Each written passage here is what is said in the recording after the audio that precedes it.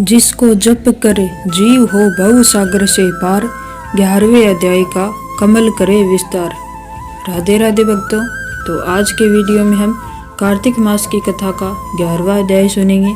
तो चलिए शुरू करते हैं। बोलिए लक्ष्मी नारायण भगवान की जय हो। एक बार सागर पुत्र जलंधर अपनी पत्नी वृंदा सहित असुरों से सम्मानित हुआ सभा में बैठा था। तभी गुरु शुक्राचार्य का वहां आगमन हुआ। उनके तेज से सभी दिशाएं प्रकाशित हो गई। गुरु शुक्राचार्य को आता देखकर सागर पुत्र जलंधर ने असुरों सहित उठकर बड़े आदर से उन्हें प्रणाम किया। गुरु शुक्राचार्य ने उन सबको आशीर्वाद दिया। फिर जलंधर ने उन्हें एक दिव्य आसन पर बैठाकर स्वयं भी आसन ग्रहण किया। फिर सागर पुत्र जलंधर ने उनसे विनम्रतापूर्वक पूछा, हे गुरुजी, आप हमें यह बताने की कृपा करें कि राहु का सिर किसने काटा था। इस पर दैत्य गुरु शुक्राचार्य ने विरोचन पुत्र हिरण्यकशिप और उसके धर्मात्मा पुत्र का परिचय देकर देवताओं और असुरों द्वारा समुद्र मंथन की कथा संक्षेप में सुनाते हुए बताया कि जब समुद्र से अमृत निकला तो उस समय देव रूप बनाकर राहु भी पीने बैठ गया। इस पर इंद्र के पक्षपाती भगवान विष्णु ने राहु का सिर काट डाला। अपने गुरु के मुख से इस प्रकार के वचन सुनकर जलंधर के क्रोध की सीमा न रही। उसके नेत्र लाल हो गए। फिर उसने अपने दशमर नामक दूत को बुलाया और उसे शुक्राचार्य द्वारा सुनाया गया वृत्तांत सुनाया। तत्पश्चात उसने दशमर को आज्ञा दी कि तुम शीघ्र ही इंद्रपुरी में जाकर इंद्र को मेरी शरण में ले आओ।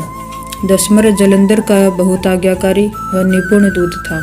वह जल्द ही इंद्र की सुधर्मा नामक सभा में जा पहुंचा और जलंधर के शब्दों में इंद्र से बोला, हे देवता धाम, तुमने समुद्र का मंथन क्यों किया और मेरे पिता के समस्त रत्नों को क्यों ले लिया। ऐसा करके तुमने अच्छा नहीं किया। यदि तू अपना भला चाहता है तो उन सब रत्नों एवं देवताओं सहित मेरी शरण में आ जा, अन्यथा मैं तेरे राज्य का ध्वंस कर दूंगा। इसमें कुछ भी मिथ्या नहीं है।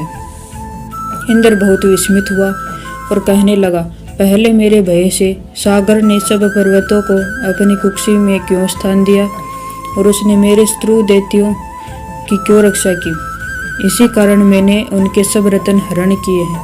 मेरा द्रोही सुखी नहीं रह सकता, इसमें संदेह नहीं है।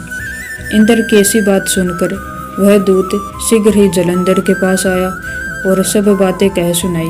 उसे सुनते ही वह दैत्य मारे क्रोध के अपने ओष्ठ फड़फड़ाने लगा और देवताओं पर विजय प्राप्त करने के लिए उसने उद्योग आरंभ किया। तो फिर सब दिशाओं पाताल से करोड़ों दैत्य उसके पास आने लगे। शुंभ निशुंभ आदि करोड़ों सेनापतियों के साथ जलंधर इंद्र से युद्ध करने लगा।